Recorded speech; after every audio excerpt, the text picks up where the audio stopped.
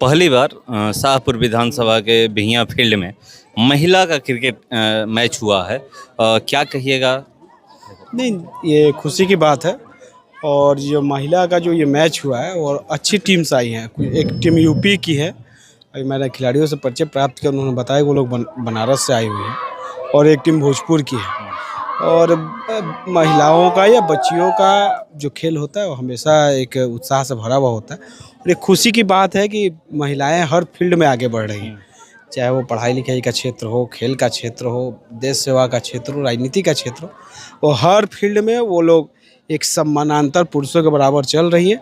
ये खुशी की बात है। आने वाले समय में इनको और प्रोत्साहन की ज़रूरत है। हम लोग हर तरह से प्रोत्साहित करेंगे कि जो एक गैप जो हम लोग सामाजिक देखते हैं, अनुभव करते हैं, वो आने वाले समय में मिट जाए।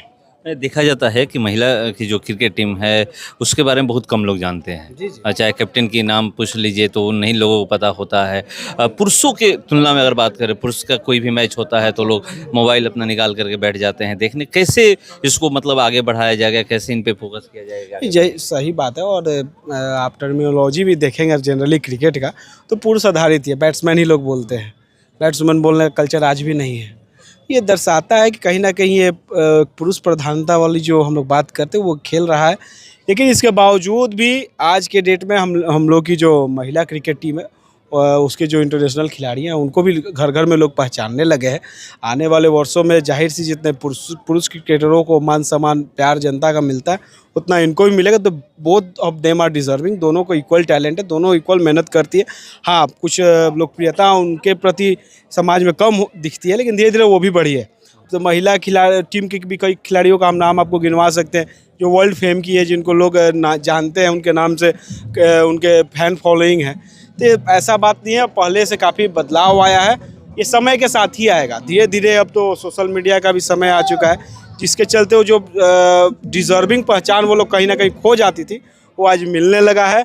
और आने वाले समय में जो सरकार का भी जो योजना चल रहा है खेलो इंडिया के तहत, विभिन्न खेलों में जो महिलाओं को प्रोत्साहित किया जा रहा है, ये इसी दिशा में किया जा रहा है कि आने वाले समय में पुरुषों के बराबर महिलाएं भी हर स्पोर्ट्स के फील्ड में भी खड़ी हों। यहाँ पर एक चीज़ देखने को मिला कि जो प्रॉपर क्रिकेट होता है, डिज बॉल पे क्रिकेट होता है, वही उसी बॉल पे क्रिकेट हुआ, वही मैट और चटाई यहाँ पर दिख रहा है। कैसे यहाँ पे ऐसा कुछ किया जाएगा कि यहाँ के जो बच्चे स्टेट लेवल पर जाएं और स्टेट लेवल के बाद रणजी और आगे जाकर के इंटरनेशनल? देखिए, बिहार का दुर्भाग्य था कि पहले यहाँ पर क्रिकेट एसोसिएशन को मान्यता ही नहीं था। यहाँ के क्रिकेट बोर्ड को पहले मान्यता नहीं था। बाद के कुछ वर्षों में, आज से करीब 4-5-6 साल पहले से अब क्रिकेट बोर्ड को मान्यता मिला है, जिसके तहत विभिन्न जिलों में जो क्रिकेट एसोसिएशन है उनका डायरेक्ट वहाँ से पंजीकरण है स्टेट से। और वो जो डिस्ट्रिक्ट क्रिकेट एसोसिएशन जो कार्यक्रम करवाता है, जो मैच करवाता है, अलग अलग टूर्नामेंट करवाता है, उसमें जो बच्चे खेलते हैं उनके बेसिस पर ही उनका चयन स्टेट लेवल पर या नेशनल लेवल पर हो रहा है। ये धीरे धीरे प्रैक्टिस में आ चुका है। बक्सर में भी बच्चे खेल रहे हैं, जा रहे स्टेट के लिए खेल रहे हैं, भोजपुर के भी बच्चे जा रहे खेल रहे हैं। तो एक प्रॉपर सिस्टमेटिक वे में ये काम किया जा रहा है। अब ज़रूरत है ग्राउंड स्तर पर बेसिक सुविधाएँ देने की। ये जो सुविधा ग्राउंड का देख रहा है, अगर कोई खिलाड़ी गिर जाए, गलती से अगर फिसल जाए तो ऐसा चोटिल हो जाएगा कि 2-3 मैच वो खेल नहीं पाएगा। इन सब चीज़ों को भी दूर करने के लिए हमारी सरकार प्रयास कर रही है। खेल मंत्रालय इस दिशा में काम कर रहा है। आपको पता होगा कि आरा में ही एक विश्व स्तरीय स्टेडियम का भी स्वीकृति मिला, आपको बक्सर में भी एक स्वीकृति मिला स्टेडियम का। तो धीरे धीरे मूलभूत सुविधाओं को भी पूरा करने का काम किया जा रहा है।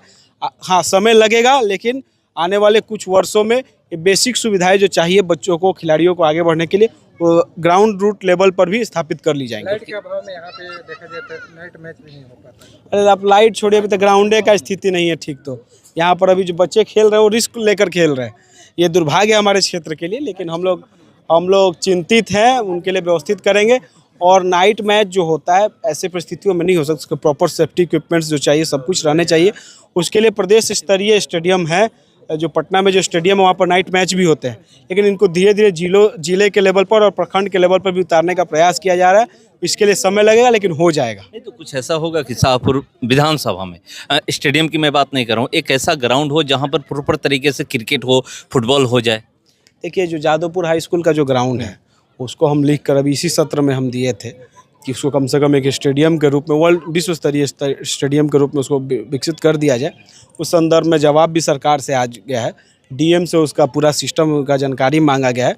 डीएम के द्वारा वहाँ प्रदेश में जानकारी दी जाएगी। उसके बाद से जल्दी उम्मीद है कि यहाँ पर काम लगेगा और विश्व स्तरीय स्टेडियम का निर्माण सबसे पहले जादवपुर हाई स्कूल मैदान में किया जाएगा। और इस ग्राउंड को भी कैसे हम लोग विकसित रूप दे सकते हैं, विस्तृत रूप दे सकते हैं, इसके बारे में भी हम अध्ययन हम लोग कर रहे हैं।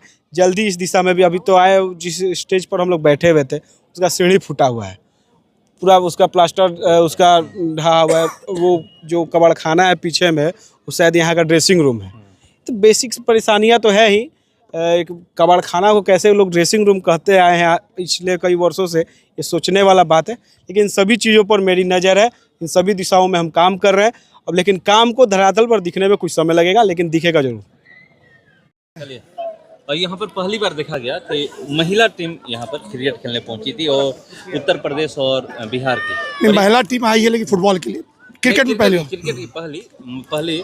और एक चीज बता दो कि और वो भी प्रॉपर तरीके का जो क्रिकेट होता है ना, जो ड्यूज पे खेला जाता है, वो यहाँ पर देखने को मिला। अभी तो प्रॉपर ही चलते सारे मैच। अगर प्रॉपर कहा जाए, इंडिया में जो मैच होते हैं जितने भी डिस्ट्रिक्ट लेवल के और इंटरनेशनल, सारे तो इसे होते हैं। तो ये मैट पे यहाँ होता है, लेकिन मैट नहीं होता, मैट पे प्रॉपर हो रहा है। बताइए मैट पे जी। कि यहाँ के लिए फील्ड को लेकर के बात है, बहुत मतलब चिंताजनक बात है कि फील्ड नहीं है यहाँ पर। अगर कोई गिर जाए तो फिर नहीं, ये मतलब उस तरीके का नहीं है कि यहाँ पर क्रिकेट हो जाए, फुटबॉल हो जाए। तो देखिए, ये मामला हमारा एक ही कहना था कि ये चीज़ें, ये फील्ड आता है हमारे हाई स्कूल के अंदर में, ठीक है। जहाँ तक हमने बड़े प्रयास किए हैं कि इसमें कुछ चेंजेस करें, और उसके लिए एक एनओसी चाहिए हमें, जो हमें मिल नहीं पा रही। गवर्नमेंट अगर चाहिए तो एनओसी दिलाए, हम काम कर रहे हैं। अभी मैं लाइट की योजना जो ली है यहाँ के लिए, हमने ऑलरेडी योजना भी ले ली, लाइट्स भी आ रहे हैं।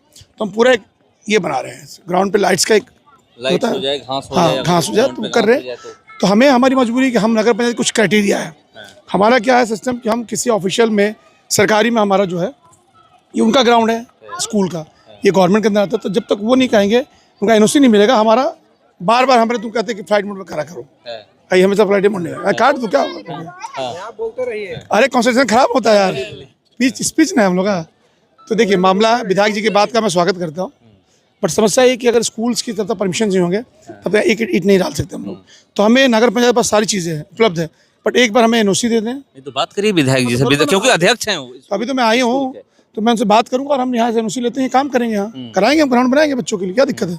नगर पंचायत के पास है, हम कराएंगे, बस हमें एक एनओसी मिल जाए। और एनओसी मिल जाएगा तो यहाँ पर घास और लाइट लग घास क्या, ग्रास इस पे करे? हाँ। नहीं, हम ग्राउंड पे, ट्रैक वो कह रहा हूँ, फील्ड पे कह रहा हूँ, और ये पिच पे मैं नहीं कर रहा हूँ। हाँ, ट्रैक बना लेंगे, ट्रैक बनाए पूरे ग्राउंड पे घास की बात कर रहा हूँ। नहीं, पूरा ग्राउंड फील्डिंग कैसे होगी, वही तो बात कर रहे थे। नहीं है ना, तो जाके लेना पड़ेगा। घास कैसे हो गया? हाँ। बचपन से हम लोग तो ऐसे ही खेले हैं, कोई घास पे खेले नहीं है। अब उसके लिए होता है हर ग्राउंड पे, चाहे वो फुटबॉल का हो या क्रिकेट का हो, प्रॉपर तरीके से घास होता है उसमें। नहीं तो हाई स्कूल्स में तो होते हैं, लेकिन उसके लिए क्या प्रोसीजर है, कैसे घास उगाएंगे, कैसे वो घास रहेगा, उसकी पूरी मेंटेनेंस है। चूंकि ये फील्ड कहीं से बंद नहीं है, सारा ओपन है। उसके लिए वो जो घास होती है, कहाँ जहाँ पे फील्ड जो होता है प्रॉपर उसका गार्ड होता है, पैक होता है, ये पूरा खुला हुआ है। तो इसके लिए हमें पहले एक सिस्टम बनाना पड़ेगा। चूँकि मैं बना दूँ, कल कोई बच्चे का, इस एक सिस्टम बनाने के लिए आपको रुकना पड़ेगा। सिस्टम तब मैं करूँगा, सब करूँगा, बस एक एनओसी दे दे, मैं काम करूँगा। ये सारा रूम भी ठीक हो जाएगा और ड्रेसिंग रूम भी ठीक हो जाएगा, सब कुछ ठीक हो जाएगा। बस एक एनओसी दे दे, सचिन गुप्ता हेयर चेयरमैन हूँ मैं, कर दूँगा।